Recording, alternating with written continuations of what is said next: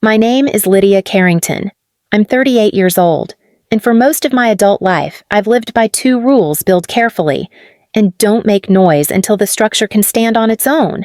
That's how I survived graduate school at MIT, how I earned my way into Nexus Technologies, and how I spent 7 years building the systems that carried the company from a warehouse startup to a gleaming tower on Boston's waterfront. That morning, as I crossed the marble lobby, I already felt the air tighten. The receptionist wouldn't meet my eyes. 2 HR representatives were waiting near the elevator. Too polite, too rehearsed. They guided me to the 22nd floor, down a corridor lined with glass walls that reflected my own uncertain face back at me. The conference room door was already open. Inside, Victoria Hudson sat at the head of the table like a judge pronouncing a sentence. She was 27. Maybe 28, all sharp lines and sharper heels. The daughter of Marcus Hudson, our longtime CFO. She didn't offer a greeting. Instead, she slid a manila envelope across the polished wood. "This is effective immediately," she said. Her tone clipped and professional, though her eyes never lifted from her phone. I pulled the paper free. My name was there. In black type, Lydia Carrington, Senior Patent Engineer. The words blurred for a moment before my vision cleared enough to see the date. 3 days before my stock was set to vest, 72 hours short of $150,000 I had waited 7 years to claim. The silence in the room felt deliberate. I think she expected outrage, or bargaining, or tears. Instead, I read every line carefully, because I wanted her to see me take it seriously. Restructuring. Position eliminated. The language was as sterile as hospital light. I uncapped the pen placed neatly at the corner of the table and signed where indicated. My hand didn't shake. Victoria finally glanced up, surprise flickering for the briefest second. "That's it?" she asked. "That's it," I answered. 2 HR staff entered to escort me. We walked past the wall of framed patents, my name printed on nearly every second one. My office door stood open, waiting for me to box up the personal pieces of 7 years' photographs, a coffee mug, a small award that never meant much outside those walls. I filled the cardboard box with steady hands, leaving behind what was company property, carrying only what belonged to me. When the elevator doors closed, I looked down at the box on my lap. On the surface, it held scraps of memory. But deep inside, beneath the anger and the humiliation, another thought settled into place. The Hudsons had no idea what they had just handed me. I first walked into Nexus Technologies when we were nothing more than 15 people packed into a converted warehouse south of the Fort Point Channel. The paint was peeling. The ceiling leaked when it rained. And in the winter, the radiators clanged but never quite worked. We kept our coats on while writing code, our breath sometimes visible in the air, as though the building itself doubted we'd survive. Back then, Marcus Hudson wasn't a CFO in a tailored suit. He was Mark, the numbers guy trying to keep the lights on. His daughter Victoria showed up only once in a while. A college student then, breezing through our summer barbecues with a casual smile and no sense of the all-nighters we lived on. None of that mattered to me. What mattered was the work. My work, the first real breakthrough, came one night around 3 in the morning. I was alone in the lab, a styrofoam cup of cold coffee on the desk beside me, trying to coax a half-built prototype to see its environment instead of slamming into walls. When the algorithm finally recognized a doorway and navigated through without crashing, I remember laughing so loud the night janitor thought something was wrong. That algorithm became the foundation of our navigation systems, and eventually one of the patents that drew in investors. One patent led to another. Sensor fusion, predictive maintenance, human-machine interface protocols. My name etched again and again on the inventor line, with Nexus listed as the assignee. I didn't think much about ownership at the time. I thought about solving problems, about the elegance of a machine making the right decision without a human telling it what to do. The company grew faster than I could have imagined. We moved from warehouse grit to glass towers overlooking Boston Harbor. The Hudsons began hosting galas instead of barbecues. Stepping into circles of investors and board members, I was invited, technically, but it was always clear who the evenings were for. I'd stand in the corner with a glass of seltzer while Victoria, by then an MBA polished in all the right ways, explained our innovations to venture capitalists.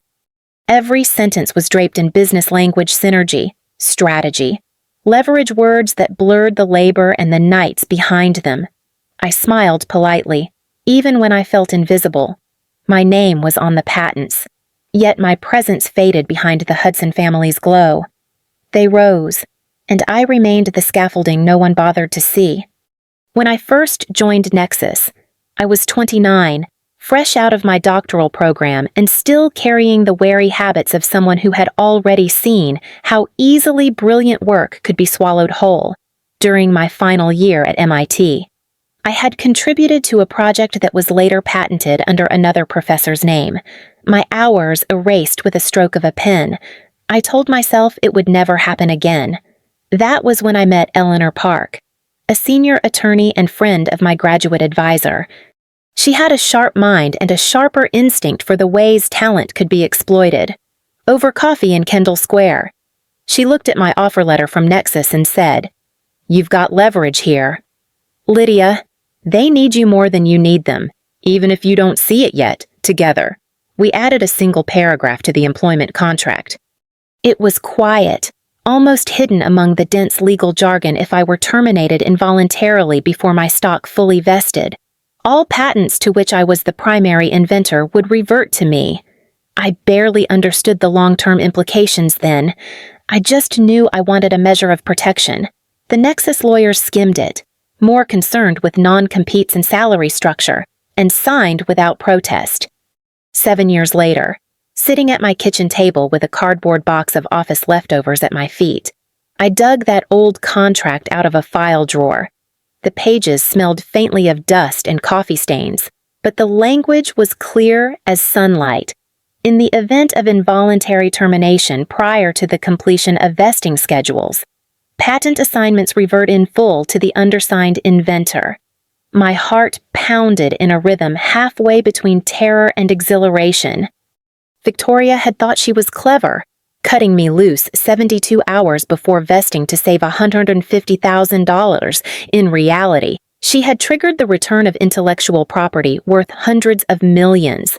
I carried the contract to my small home office, where my workstation hummed quietly against the wall. On one monitor, I set a countdown clock: 71 hours, 59 minutes, 32 seconds. On another, I opened the encrypted folders that contained every algorithm, every prototype design, every data model.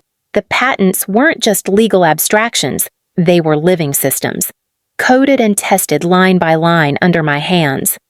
Finally, I drafted an email. The recipients were Tech Global's CEO, their technical director, and their general counsel.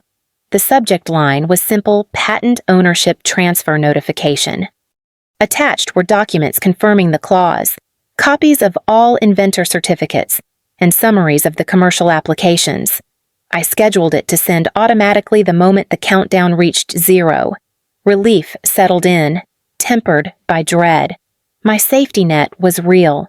But so was the gamble, everything: my career, my reputation, perhaps even my future in this city rested on a clause no one at Nexus had ever bothered to read. I spent the next morning in silence, the kind of silence that comes from purpose, not emptiness. My apartment became a command center. I double-checked every backup, verifying each file was encrypted, each key stored across redundant servers only I could access. The patents were more than lines of text on government documents. They were blueprints for systems already reshaping manufacturing, medicine, even defense. I secured them as carefully as a surgeon tying off arteries. When the last file synced to my private cloud, I leaned back and rubbed the bridge of my nose. The countdown clock on my second monitor glowed steadily: 69 hours, 14 minutes. The numbers changed without sound, but they carried more weight than any siren. I needed air. Outside, Boston was in the brittle light of late winter. the kind where the harbor wind cut through even the thickest coat. I walked toward the Seaport District, where Nexus's new glass tower caught the sun like a blade. Its mirrored surface reflected the city back on itself brownstone neighborhoods. Cranes, the dark water of the channel. I remembered when the company could barely pay for heating, and now it stood as a symbol of prosperity, a beacon for investors who believed the future had already been bought and paid for. News screens and cafe windows scrolled updates. Tech Global confirms acquisition on track. Analysts praised the Hudsons for steering Nexus into a $500 million deal. I passed a group of young consultants outside a coffee shop, their voices bright with envy. That stock's going to make them legends. None of them knew that in less than 3 days. Those numbers were an illusion, written on sand already sliding into the tide. I kept walking, past the wharf where tourists bought clam chowder in bread bowls, past the bronze statues of dock workers who had once lifted the city with their bare hands. The history of Boston was written in labor quiet, uncelebrated labor, and I felt kinship in their cast bronze faces. By evening, I was back in my apartment, the city lights glowing through the windows. The box from my office sat unopened by the door. On my desk, the monitors hummed. The countdown now read 68 hours, 33 minutes. I pulled a blanket around my shoulders, made a cup of tea, and sat in the dim light, watching the seconds fall away. The world outside believed in a story of triumph. Inside these walls, I was waiting for a different ending to arrive. The first call came just after dawn, when the sky over Boston was still a pale gray and the harbor fog pressed against my windows. My phone lit up with an unfamiliar number, the kind that makes you hesitate before answering. I let it ring twice before I picked up. Ms. Carrington, this is Jennifer Walsh, General Counsel for Tech Global Industries. Do you have a few minutes? Her voice was careful, clipped with the precision of someone accustomed to negotiating billion-dollar contracts. Yes, I said, steadying my breath. We've been conducting our final due diligence review, she continued, and we've come across what appears to be an unusual provision in your original employment contract with Nexus. It concerns patent assignment. I swiveled my chair toward the monitor. The countdown read 60 hours and some seconds. That provision is valid. I told her. My employment was terminated yesterday morning, 3 days before my stock vesting date. Under that clause, all patents on which I am listed as primary inventor revert to me. There was silence, and I imagined Jennifer's fingers flying across a keyboard, pulling up the same contract language I had read the night before. When she spoke again, her tone had shifted, softer but sharper. Understood. I'd like to arrange a call with our executive team immediately. Will you be available within the hour? An hour later. I was staring at my laptop screen as 3 new faces appeared in the video window. David Lee, Tech Global's CEO, was in his late 50s, silver at the temples, his voice calm but weighted. Beside him sat Sarah Kim, their technical director, someone I'd exchanged emails with during earlier presentations. Jennifer rounded out the group, her expression guarded. Ms. Carrington, David began, we understand you've been terminated. Is that correct? Yes, I said, effective immediately. As of yesterday morning. Sarah leaned forward. And the patents, are you saying they'll no longer belong to Nexus when vesting would have occurred? They transfer automatically to me, I replied. 14 patents, covering navigation systems, predictive maintenance, and human-machine protocols, all core to the acquisition. David exhaled slowly, the kind of sound that fills a room even through a screen. That represents the majority of the deal's value. Jennifer adjusted her glasses. Without those patents, our board would have to reassess. The acquisition, as structured, may not be feasible. For the first time in weeks. I felt the weight in my chest lift. They weren't dismissing me or brushing past my words with corporate courtesy. They were listening. David's gaze sharpened. If the patents revert to you, would you be open to discussing licensing arrangements directly with Tech Global? I felt my pulse steady. Yes, I said. When the transfer is complete, I'll be ready to talk. By the second evening. The phone calls came in waves. Unknown numbers, blocked IDs, desperate voicemails that grew shorter as the hours ticked away. Most I ignored, but when Marcus Hudson's direct line appeared on the screen, I let it ring twice before answering.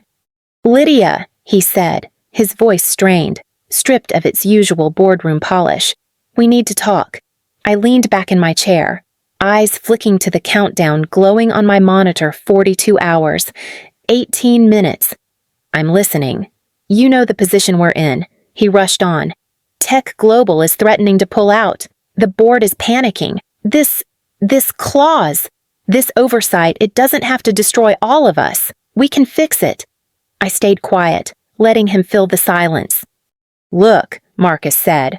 Softer now, the salesman's charm creeping back in. "We'll reinstate you immediately. Accelerated vesting, a promotion to director, maybe even VP. You've earned it.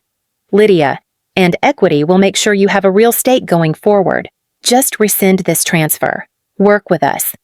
His words landed like echoes from another lifetime.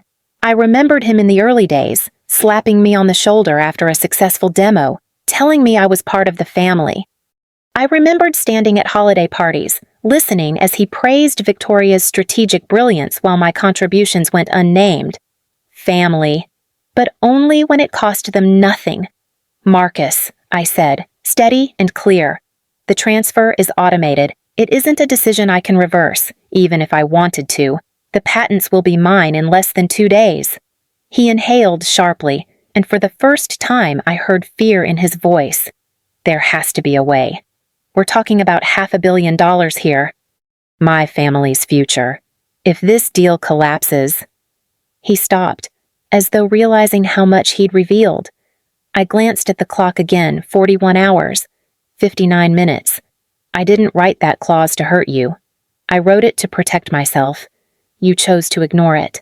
Silence stretched when he finally spoke. The bravado was gone. "Please, Lydia, think about what you're doing." "I have," I replied. For 7 years, I ended the call before he could answer. The screen dimmed, leaving only the steady glow of the countdown. For once, I wasn't the one begging to be heard. The final hours moved like wet cement, each second dragging yet heavy with inevitability. I stayed close to my desk, the countdown glowing against the dim light of my apartment.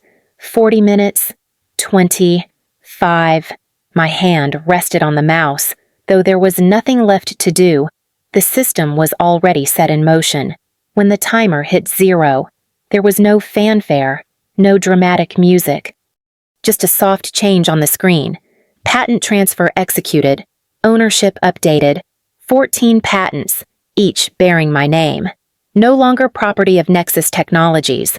The algorithms, the protocols, the systems I had poured myself into for 7 years were finally, indisputably, mine. Seconds later, the automated email triggered copies of the new certificates, supporting documentation, summaries of applications, all sent to Tech Global's executive team. In less than a minute, they knew what I knew: the foundation of their acquisition no longer belonged to the Hudson family. My phone began to buzz. First Marcus's number, then Victoria's, then a cascade of Nexus extensions. I let them all ring. The calls stacked in my voicemail like unanswered prayers. The next vibration came from a number I recognized. I picked it up. "Ms. Carrington." David Lee's voice carried a tension laced with relief. "We've received your notification. Thank you for handling this so professionally." Sarah Kim's voice joined in. "We'd like to move forward with direct licensing discussions as soon as possible. The technology is too critical for delay." I closed my eyes for a moment, listening to words I had waited years to hear, not dismissals, not polite nods, but urgency, recognition. "Yes," I said, my voice steady. "I'm ready when you are." We spoke for 20 minutes, sketching the outline of a future where my work wouldn't be buried under someone else's name. When the call ended, I sat back in my chair. The city outside was alive with its usual noises, horns, Sirens. The low hum of the harbor traffic, but inside. Everything was quiet. Triumph surged through me, sharp and undeniable, yet beneath it, grief stirred. 7 years reduced to a single line of contract language, a clock hitting 0. I thought of the nights I'd spent hunched over prototypes, the weekends traded for progress, the quiet hope that loyalty would eventually be seen. All of it had collapsed into this one moment, this legal transfer. I stood and walked to the window. The lights of Boston shimmered on the water. For the first time, the city looked different not because it had changed, but because I had. The knock came early, when the city was just beginning to stir and the harbor fog still clung to the skyline. Through the peephole, I saw Victoria Hudson standing in the hallway. She looked nothing like the poised woman who had slid a termination letter across the table days earlier. Her hair was pulled back in a careless knot, her eyes hollowed by exhaustion. When I opened the door, she didn't wait to be invited in. I destroyed my family's future to save $150,000, she said, her voice raw, almost breaking. I let her inside. She sank onto my couch as if her body had lost the ability to carry her weight. For a moment, I saw not the arrogant daughter of a CFO, but someone stripped bare of certainty. "My father's retirement," she whispered, staring at her hands, "the estate planning, the stock gone. All because I thought cutting you out would make me look decisive. I never read the fine print. I never thought it would matter." I sat across from her, coffee cooling in my hands. For 7 years, I had waited for someone in her family to acknowledge my work. Now that acknowledgement came in the form of ruin. "I'm not interested in apologies," I said evenly. "But if Nexus wants to survive, there are conditions." Her eyes lifted, sharp despite the fatigue. "Name them." "Co-ownership on all patents developed using my portfolio as a base. No licensing agreements without my approval. And a formal apology to the engineers who've been ignored and undermined because your family needed the spotlight." She didn't hesitate. "Done. Whatever you want." I studied her for a long moment, searching for arrogance. It wasn't there. Only a woman who had learned, at extraordinary cost, what ignorance could destroy.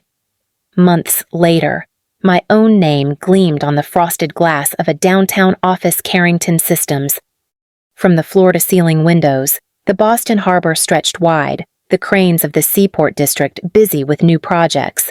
On my desk lay the first quarterly report Tech Global licensing fees, revenue streams that surpassed my old salary tenfold. My team of engineers, some former colleagues from Nexus, filled the office with the quiet hum of creation.